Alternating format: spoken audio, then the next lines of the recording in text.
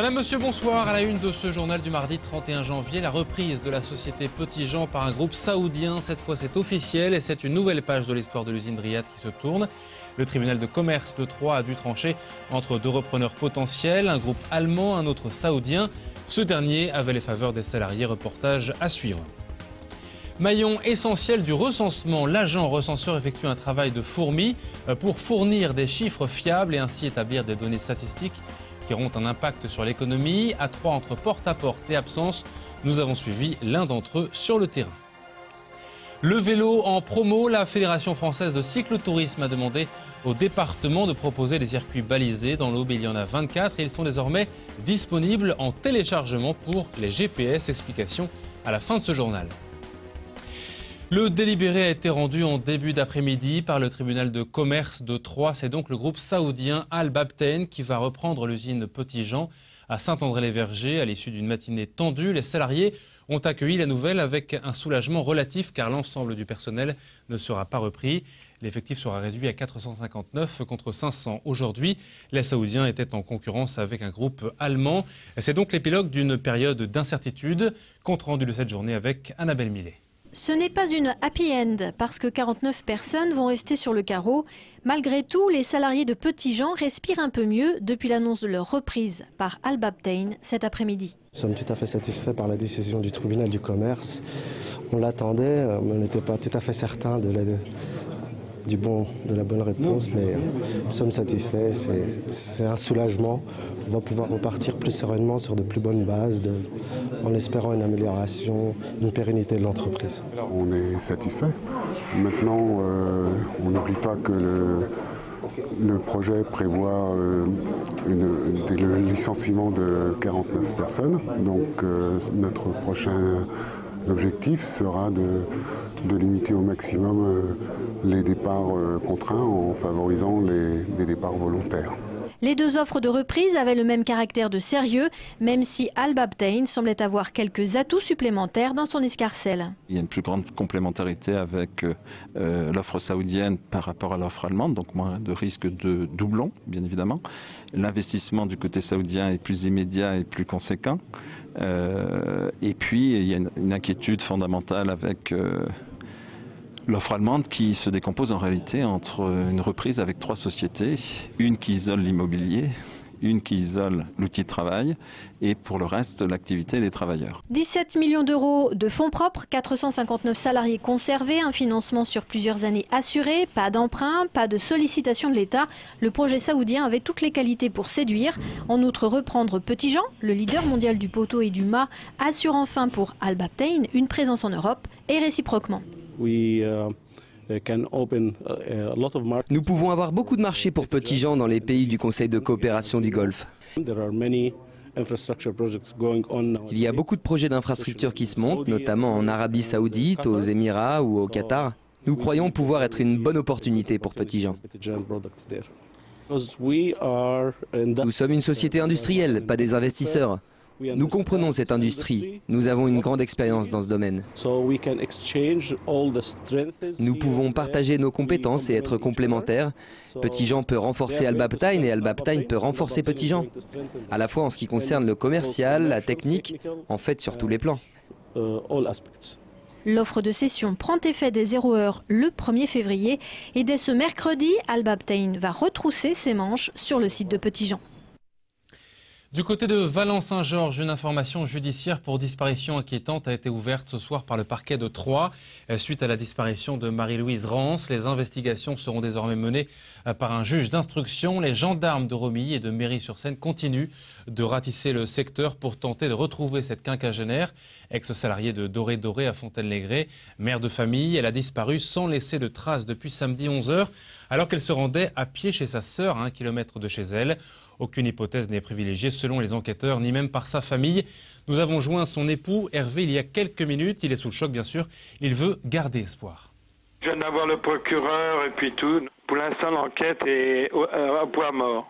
Mais moi, j'ai aucune piste. Moi, je vois pas mon épouse partir avec quelqu'un, partir... Non. Elle n'était pas suicidaire, mon épouse. Non, même j'ai toute ma famille, mes enfants, on voit pas aucun scénario, aucun. On savait qu'elle avait effectivement travaillé chez Dédé. Oui. Ça l'avait bouleversée. Comment ça s'était passé pour elle? Oui, on peut pas dire. Ça l'avait un peu bouleversée, oui. Et puis, puis le décès de son frère, à 3 ans. Elle était comment le samedi matin? Comment vous l'avez trouvée? Très gai avec moi, tout. Je devais aller voir les stacks même. Et puis elle avait préparé ses frites. J'avais été chercher des poireaux pour faire sa soupe à légumes le soir. Elle était agréable, elle était habillée avec un grand manteau marron, avec des petites chaussures et un petit foulard gris. Je vois pas mon épouse faire un acte, non. Si jamais elle vous entend, qu'est-ce que vous voulez lui dire ce soir à votre épouse? Que je l'aime et puis qu'on l'attend à la maison. Voilà, je vous rappelle le numéro de téléphone mis en place pour signaler un indice aux enquêteurs, c'est le 03 25 24 71 82. En bref, le mouvement de grève dans l'éducation nationale n'a pas remué les foules. Aujourd'hui, dans l'académie, le taux de grévistes était de 12,3 dans le premier degré et 12,6 dans le second degré. Le syndicat SNU-IPP dénonçait aujourd'hui à Paris les suppressions de postes prévues pour la rentrée de septembre. 27 d'entre eux seraient supprimés dans l'Aube. Armés d'un formulaire et d'une carte officielle, une petite vingtaine d'agents de la ville de Troyes sont sur le terrain depuis le 19 janvier. Dans le cadre du recensement annuel, 758 logements sont concernés. Certains secteurs sont tirés au sort. Cette année, l'enquête sera complétée par un questionnaire relatif à la famille et au logement. La réponse à l'enquête est obligatoire. Marie Delbès a suivi à Troyes la tournée d'un agent recenseur. Regardez. 110 logements à cette adresse. Au total, cet agent a près de 360 personnes à recenser. Avant sa venue, les citoyens reçoivent une lettre de leur commune les avertissant. Ils font alors partie des 8% tirés au sort chaque année depuis 2004, un acte perçu pour certains comme citoyen. C'est déjà un devoir d'être recensé pour quand même savoir un peu le nombre d'habitants qu'on a.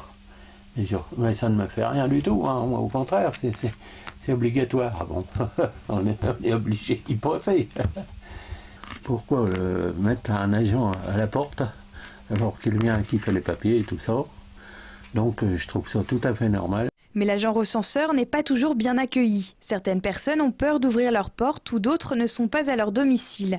Alors ils s'organisent. Ils toquent, sonnent et repassent s'il le faut plusieurs fois en soirée et le week-end pour déposer les formulaires. Des questions qui portent sur le statut marital, le travail ou le niveau scolaire de la personne. Au-delà de la petite rémunération, cette démarche reste importante pour Sébastien. Je travaille à la ville de Troyes, donc dans un bureau, et je travaille sur des chiffres essentiellement. Et le fait de venir se déplacer chez les gens, ça me permet de rencontrer la population, d'avoir un contact direct avec la population que je n'ai pas dans mon bureau. Donc c'est un plus. Ça me permet de me rendre compte un petit peu de la situation réelle. Toutes les données récoltées permettent d'abord à l'INSEE de comptabiliser la population française. Ces statistiques servent ensuite aux communes pour déterminer les besoins collectifs, le nombre de places en crèche ou en hôpital par exemple. La campagne de recensement se poursuit jusqu'au 25 février dans le département. On reste dans la cité Tricasse avec une opération d'abattage et de renouvellement d'arbres lancée aujourd'hui, cours Jacquin, au niveau de la promenade plantée bordée d'érables. 32 arbres ont été abattus à Troyes en 2011. Ils sont toujours remplacés. 182 spécimens ont été plantés l'an dernier. Un entretien rendu nécessaire pour des questions de maladie et de sécurité. Mais désormais, une méthode plus respectueuse est engagée par le service espace vert de la commune, avec des tailles dites douces.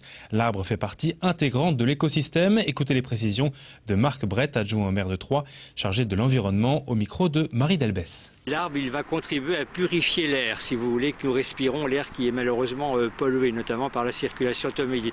Il va également contribuer à diminuer le bruit. Il permet de maintenir la biodiversité. Là, il y a des oiseaux, il y a les insectes, les petits mammifères qui visent dans et à côté des arbres. Il va également jouer un rôle social qui est très très important, qui est le plaisir au beau jour, au printemps, à l'été, de se retrouver dans un square à l'ombre des arbres. Et nous abattons des arbres tous les ans, malheureusement. L'arbre va être broyé Et avec le résultat de ce broyage qu'on appelle le paillis, nous allons l'étendre au pied de nos végétaux dans les parcs et jardins de la commune pour maintenir l'humidité au pied de la végétation, donc faire des économies d'eau. Vous voyez, on est vraiment dans un cercle vertueux. Et quand les arbres retrouveront leurs feuilles, ce sera à nouveau le temps des balades à vélo. Elles se multiplient dans le département grâce entre autres à la mobilisation de la Fédération française de cyclotourisme. Elle a décidé de proposer des circuits dans chaque département, au début sous forme papier et en 2012 en téléchargement numérique pour les intégrer au GPS, pourquoi pas. Dans l'Aube, 24 circuits sont proposés, mis en valeur par le comité départemental du tourisme. Un nouveau coup de pédale pour les amoureux de bicyclette. Le projet était présenté vendredi. Explication Annabelle Millet. Le département compte aujourd'hui 24 circuits à faire en vélo. Ce sont les 15 clubs de cyclotourisme qui ont essayé puis dessiné ces boucles en lien avec le comité départemental du tourisme. Des circuits plus ou moins faciles, mais dans tous les cas culturels. Chaque circuit a une dénomination en fonction de la spécificité qu'on peut y trouver, à savoir un monument, une architecture, un lavoir, une source, un château. Le château d'eau symbole, par exemple. Ça peut être les lavoirs de la forêt d'Otte. Ça peut être les maisons à pans de bois, les églises. Car les cyclotouristes sont pour l'occasion les ambassadeurs des beautés et richesses du département. Les 500 cyclistes de club ont eu néanmoins une charte à respecter, repérer des routes tranquilles, un stationnement facilité, l'obligation de passer par le chef-lieu de canton notamment. Et ce sont des circuits, pareil dans le cahier des charges, ce sont des circuits qui vont de 50 à 80 km, qui sont de très jolis circuits à faire sur la journée. C'est ça l'idéal. Nous, on l'a testé cette année, on est allé en tester dans la Côte d'Or, dans Lyon, en Haute-Marne aussi. C'est pour la famille, pour les couples, pour l'été, quand on ne sait pas quoi faire, on passe une journée sur des circuits comme ça, sur un circuit uniquement. Le comité départemental du tourisme accompagne naturellement le dessin de ces circuits, tout comme les initiatives des cyclotouristes. Il y voit purement et simplement une promotion des déplacements à vélo sur les routes auboises. Et c'est justement une filière que nous souhaitons développer au niveau du comité départemental du tourisme de l'Aube.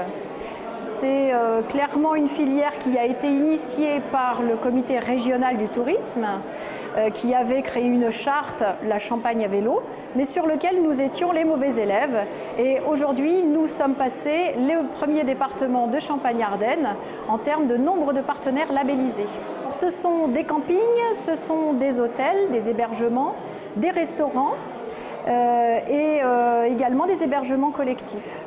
Les labels décernés sont une plus-value pour l'Aube. Le comité départemental du tourisme compte bien les exploiter au mieux et même les développer largement. Il planche déjà sur le label tourisme et handicap et sur le label moto. En sport de combat cette fois, sachez que le boxeur troyen Jawad Shiger a décidé de faire son entrée chez les professionnels, barré par son principal concurrent Alexis Vastine, médaillé à Pékin dans sa catégorie de poids. Le Troyen savait qu'il n'avait plus aucune chance de disputer les Jeux Olympiques de Londres cet été. Il a donc rejoint l'écurie de Louis Acariès et disputera vraisemblablement son premier combat pro au mois de mars prochain en Guinée équatoriale. On y reviendra en détail dans une prochaine édition. C'est la fin de ce journal, merci de votre fidélité. À suivre la couleur du ciel et les températures hivernales attendues pour demain, finalement assez normales en plein hiver. Excellente soirée à tous et à demain.